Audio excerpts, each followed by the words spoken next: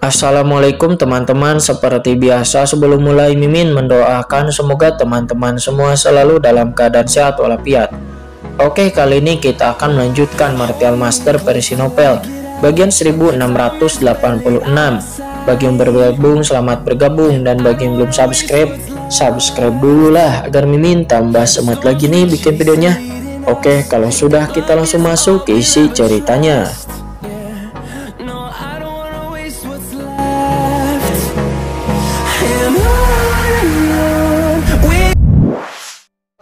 Jika Anda ingin bertahan hidup di alam semesta yang luas ini, maka Anda harus menjadi lebih kuat. Begitu kuat sehingga tidak akan ada yang bisa menandinginya. Jika tidak, orang akan memiliki kekhawatiran langsung jangka panjang. Terlebih lagi, saat ini Kinchan masih merupakan ahli paling kuat di alam semesta asli. Dan di masa depan, dirinya pasti akan membawa keberadaan alam semesta asli untuk melampaui reinkarnasi. Tubuh Kinchan ini membawa masa depan seluruh alam semesta asli dan juga semua ras. Semua orang memiliki kualifikasi biasa, tetapi dirinya tidak. Karena Kinchan memiliki kekuatan besar. Orang dengan kekuatan besar, maka memiliki tanggung jawab yang besar pula. Kemudian Yu Qianzu berkata dengan lembut, "Yah, aku tahu, tapi aku masih sedikit sedih." Pada saat ini, Chen Sisi, Jiruyu, dan yang lainnya memegang tangan Yu Qianzu satu demi satu. "Qianzu, selama kita bekerja sama dan terus membantu Kinchan, aku percaya bahwa di masa depan kita tidak perlu berkelahi dan membunuh lagi, dan kita bisa saling menghabiskan waktu bersama-sama, hidup bahagia selamanya, melakukan apa yang ingin kita lakukan setiap hari." Kinchan tertegun. "Melakukan apa yang ingin aku lakukan setiap hari? Ada apa?" Gadis-gadis itu berkedip lalu tersenyum dan berkata, "Bagaimana menurutmu?" Kinchan membeku, wajahnya memucat. "Setiap hari seperti ini, itu juga rasanya agak tak tertahankan." Jiruyu meringkuk dalam pelukan Kinchan dan berkata, "Katakan, apakah kita akan punya anak?" Yu Qianzu tersenyum dan berkata, "Jika kamu khawatir tentang Jiruyu, biarkan Chen bekerja keras dan datang ke sini beberapa kali lagi dalam beberapa hari terakhir." Kinchan hanya tersenyum masam, dirinya hanya tidak berbicara. Namun tiba-tiba, tidak jauh dari sana, seseorang tampak mendekat. Seseorang akan datang. Yu Qianzu dan yang lainnya bertindak cepat, jelas-jelas merasakan bahwa seseorang akan datang. Awalnya, dengan basis kultivasi Kinchan, mereka dapat yang jelas merasakan, bahkan jika mereka jauh dari dunia luar, apalagi begitu dekat. Tetapi mereka terlalu terlibat sebelumnya, dan selain sangat akrab dengan tanah telarang Yaochi, mereka telah menghalangi persepsi mereka, jadi mereka tidak menyadari bahwa seseorang datang dan begitu dekat dengan mereka. Diam. Beberapa orang buru-buru duduk dengan hati-hati. Mereka yang bisa datang ke sini seharusnya adalah murid perempuan dari rumah Guanghan. Jika orang melihat mereka ada di sini dengan pakaian yang acak-acakan dan memalukan dan menyebarkan berita, maka itu akan memalukan. "Chen, ayo pergi." Yu Qianzu berbisik di telinga Kinchan. Dengan basis kultivasi mereka akan mudah bagi mereka untuk pergi tanpa ada yang memperhatikan. Tetapi mereka tercengang ketika merasakan orang yang mendekat ternyata adalah penguasa istana Guanghan dan Murong Bingyun. Mengapa mereka berdua? Yu Qianzu dan yang lainnya menghentikan langkah mereka. Saat itu ketika mereka naik ke surga, mereka juga beribadah di bawah pintu dari penguasa istana Guanghan. Dapat dikatakan bahwa jika bukan karena perlindungan dari penguasa istana Guanghan, mereka tidak akan tahu berapa banyak kesulitan dan penderitaan yang akan mereka derita di surga ini. Dan melihat penguasa istana Guanghan, hati mereka penuh dengan rasa syukur. Rasa syukur ini tidak akan berubah karena hanya status yang mereka berbeda. Setelah Sang Guan Waner merasakan Murong Bingyun, pupil matanya juga langsung mengecil. Itu dia, dalam hati Sang Guan Waner ada perasaan campur aduk. Murong Bingyun itu adalah putri saudara perempuannya yang merupakan keponakannya. Setelah bertahun-tahun, dirinya telah tumbuh begitu besar dan kultivasinya telah mencapai keadaan supreme, dan dia telah tumbuh menjadi gadis dewasa. Pada saat ini, suara Murong Bingyun samar-samar datang dari balik kabut putih. "Tuan, jangan katakan apa-apa lagi. Tidak peduli siapa yang disukai Bingyun ini. Tetapi dia tidak akan menyukainya." Telinga Yu Qianzu dan yang lainnya langsung menajam. Siapa yang sedang dibicarakan oleh Murong Bingyun? Siapa laki-laki yang dicintai olehnya, tetapi laki-laki itu mungkin tidak mencintainya? Segera setelah itu, Nyonya Istana Guhan menghela napas. Bingyun, jangan berbohong kepada dirimu sendiri lagi. Sebenarnya kamu selalu selalu suka tinggal di tanah terang Yuci ini selama bertahun-tahun. Dan kamu tinggal di sini untuk waktu yang lama. Aku tahu itu pasti karena... Mendengar ini, Morong Bingyun gemetar. Tuan, apa yang kamu bicarakan? Tuan Istana Guhan menghela napas. Saat itu, ketika Qinchen datang ke rumah Guhan Hanku untuk mencari Yukiansu dan Jiruyu, dirinya keliru mengira bahwa kamu adalah mereka. Ya, kamu berlatih dari area terlarang ini dan kamu menerobos masuk, tetapi ternyata orang yang ditemui Qinchen itu adalah kamu. Kalian berdua kemudian pergi ke dalam keadaan acak-acakan. Sebenarnya guru tahu apa yang terjadi padamu saat itu di sini. Mendengar itu, Morong Bingyun membelalak, tangannya yang seperti batu giok mencengkram erat sudut pakaiannya dan suaranya bergetar. Tuan, bagaimana kamu tahu? Tuan Istana Guhan tersenyum. Apa yang tidak diketahui? Ya, guru ini adalah penguasa Istana Guanhan. Aku tentu tahu siapa yang sedang berkultivasi di daerah telarangku. Selain itu, guru juga seorang wanita. Setelah melihat keadaanmu di saat keluar acak-acakan, aku tentu tahu apa yang terjadi padamu. Mendengar ini, wajah Morong Bingyun memerah, tetapi dirinya tidak mengatakan apa-apa. Sementara jauh di area terlarang, Yukiansu, Jiruyu, Chen Xixi, dan Sang Guan Wonder semuanya menatap Qinchen dengan mata terbelalak. Ini, apakah sebuah hal yang tidak diinginkan terjadi antara Qinchen dan Morong Bingyun? Qinchen pun tiba-tiba merasa malu. Salah paham, itu adalah kesalahpahaman, kata Qinchen, dia berkeringat dingin. Oh sial, sangat memalukan mendengar ini di sini. Keempat gadis cantik itu menus dingin dan mengepalkan tangan mereka. Saat ini penguasa Istana Guanhan membujuk. Bingyun, tidak peduli apa, ada beberapa keluhan antara kamu dan Qinchen, tetapi dapat dikatakan bahwa kamu pada dasarnya adalah orang Qinchen. Bahkan jika demikian, kamu masih harus melawan dirimu sendiri. Morong Bingyun hanya mengucapkan satu kata, tetapi dirinya tidak tahu bagaimana melanjutkannya. Dia dapat mengatakan bahwa dirinya dan Qinchen tidak ada hubungannya, tetapi seperti yang dikatakan Tuan Istana, dapatkah dia menipu orang lain dan hatinya sendiri? Setelah waktu yang lama, Morong Bingyun mengangkat kepalanya, matanya penuh dengan rasa sakit dan dia berkata dengan getir, Tuan, aku memang menyukai Qinchen. Ya, aku tidak tahu mengapa. Ketika aku berada di benua Tianwu, aku sangat membencinya karena dia dapat mengatakan itu adalah musuhku karena telah membunuh orang tuaku. Meskipun aku tidak setuju dengan apa yang dilakukan ibuku dan juga ayahku meninggal di tangan ibuku. Tapi aku membenci mereka dan membenci mereka karena menyerahkan semua perasaan, termasuk aku. Dan aku juga membenci Qinchen karena dia telah membuatku kehilangan kedua orang tuaku.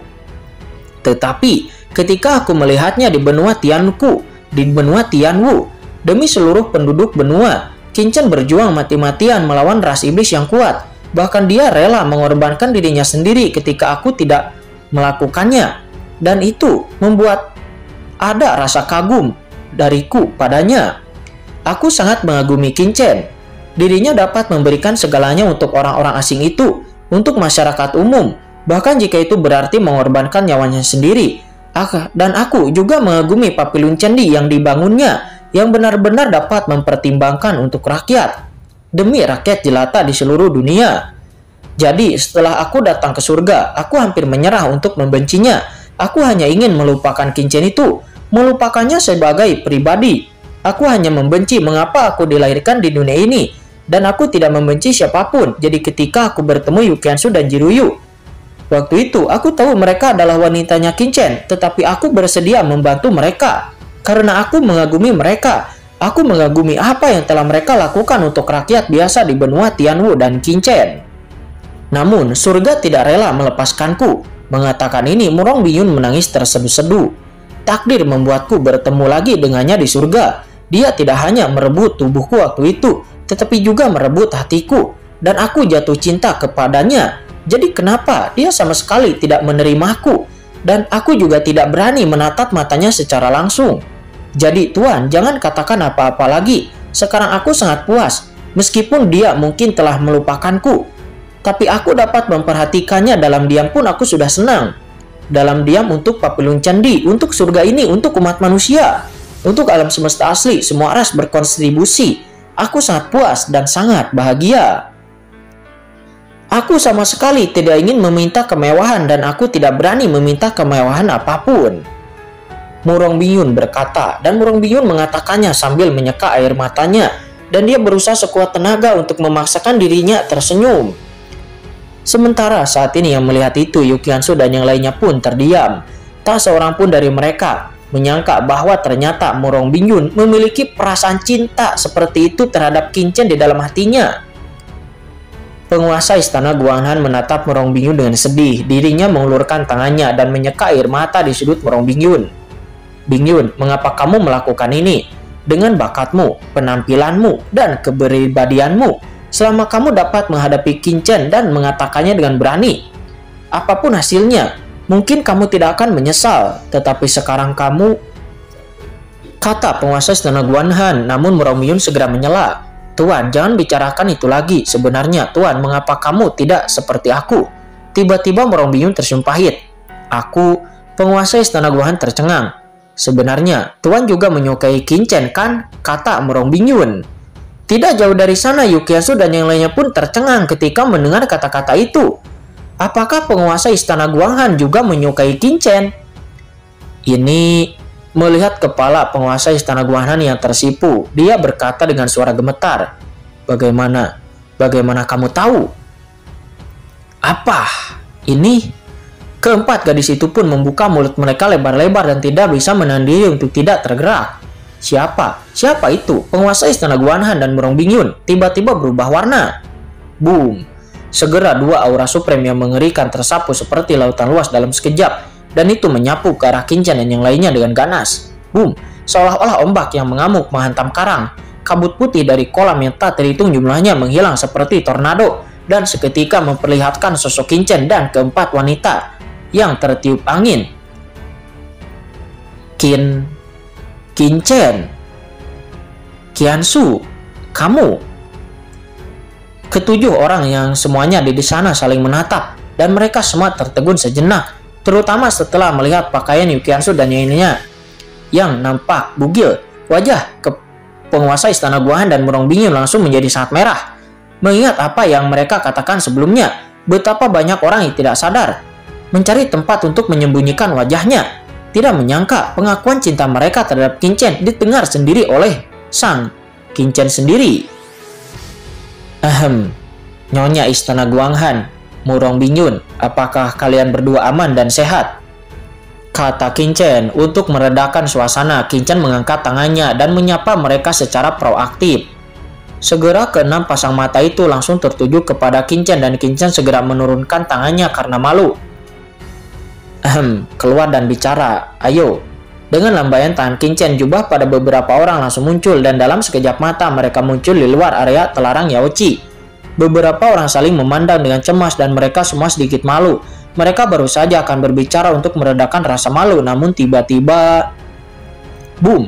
Langit di istana Guanghan hancur, dan budak hitam, Pang Muling, dan yang lainnya dengan cepat muncul di atas langit istana Guanghan. Itu adalah senior budak hitam. Ada juga master istana. Lihat semuanya, bukankah itu Master Papiliun Qin Chen? Di bawah banyak orang dari istana Guanghan mengangkat kepala mereka. Mereka semua menatap langit dengan heran dan berseru satu demi satu. Setelah bertahun-tahun, Qin Chen telah menjadi tokoh legendaris di alam surga timur yang dikenal oleh semua orang di dunia. Hahaha, Tuan Muda Chen, kecepatanmu benar-benar terlalu cepat.